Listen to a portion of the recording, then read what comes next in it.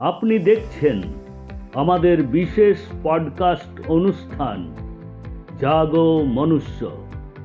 এই অনুষ্ঠানের মাধ্যমে আমাদের বিশেষ অতিথি সন্তান দলের সম্মানীয় প্রেসিডেন্ট শ্রী শঙ্কর সরকার মহাশয় প্রকৃতি ও মহাবিশ্ব সম্পর্কে আমাদের সবাইকে সচেতন করবেন। এই অনুষ্ঠানটিতে ধর্ম, রাজনীতি, বর্ণ এবং আরও বিভিন্ন বিষয়ের কথা মানুষকে জানিয়েছেন।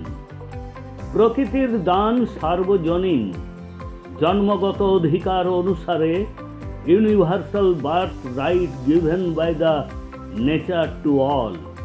এই প্রকৃতির সমস্ত সম্পদের উপর সকলের সমান অধিকার পাওয়া উচিত।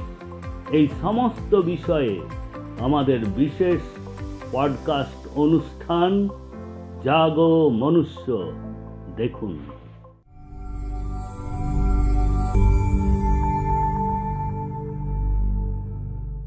রাম নারায়ণ রাম।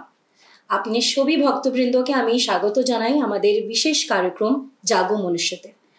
আজকে এই খাস আমাদের প্রোগ্রামে রয়েছেন আমাদের সাথে সন্তান দলের ইউনিভার্সাল প্রেসিডেন্ট শঙ্কর সরকার। রাম নারায়ণ রাম।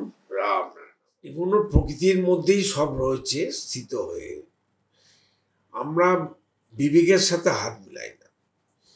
বিবেক যত বড়, বিবেকের যা গুরুত্ব, মহাকাশের তাই গুরুত্ব, প্রকৃতির সেম গুরুত্ব। তাই আমরা যদি বিবেকের সাথে হাত মেলাই প্রত্যেকটি মানুষ, তাহলে তাদের জীবনে কোথায় ব্যর্থতা থাকবে না। বিবেককে কে মান্যতা দিতে চায় না। হয়তো বিবেক তো একটা ফালতু জিনিস, গল্প কথা, বইয়ের কথা। যারা বিবেকের কথা শোনে না, হাতের এককে যদি না ধরে যোগ বিয়োগ করে, তাহলে কি অঙ্ক মিলবে? ম্যাথামেটিক্স সঠিক হবে? সেই জন্য বিবেক হচ্ছে আমাদের সর্বপ্রথম বিষয় এবং সাবজেক্ট, যে প্রত্যেকে তোমরা বিবেকবান হও। বিবেক কি করে? বিবেকের কাজটা কি? দেখুন, স্কুল কলেজে সারা বছর মাস্টাররা পড়ায়, তারাই কোশ্চেন পেপার তৈরি করে, তারাই খাতা দেয়, তারাই পরীক্ষা হলে গার্ড দেয়, পাহারা দেয় ছাত্ররা নকল বা টুকলি করছে কিনা। ঠিক আছে?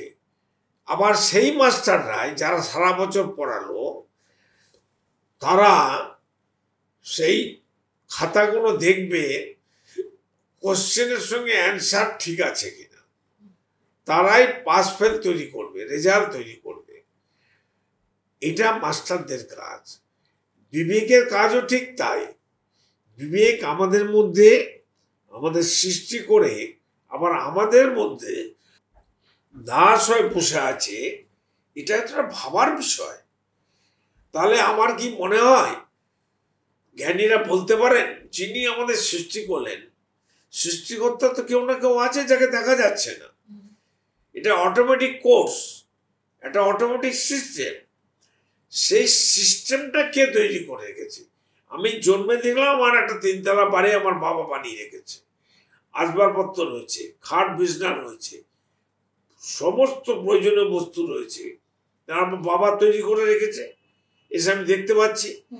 তো আমি জন্মের পর যে নেচারটাকে দেখছি, প্রকৃতিটাকে দেখছি, আমরা যে সমস্ত তৈরি করার জিনিস পাচ্ছি, কে তৈরি করে রেখেছে? কেউ কে এত ভেবেছে, তার গুরুত্ব দিয়েছে?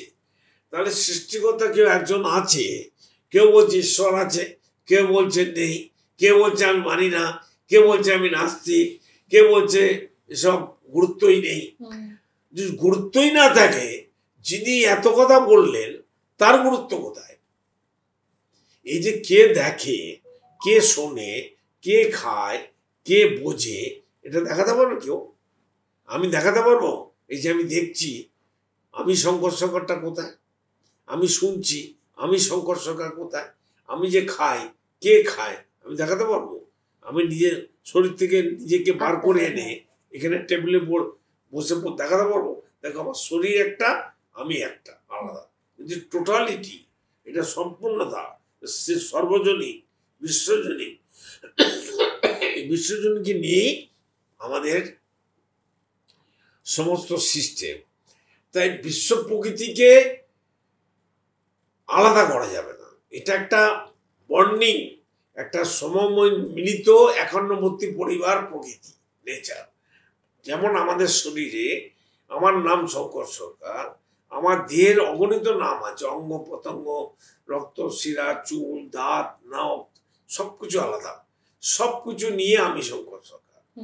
তেমনি আমি আল্লাহ বলছি, ভগবান বলছি, গড বলছি, ঈশ্বর বলছি, বিধাতা বলছি, সবই বলছি, কিন্তু আসলে সেই যিনি আমাদের পিতা এবং মাতা, একাধারে পিতা একাধারে মাতা, তিনি কে, তার আসল নামটা কি, এই পৃথিবীর কোনো মানুষই জানে না।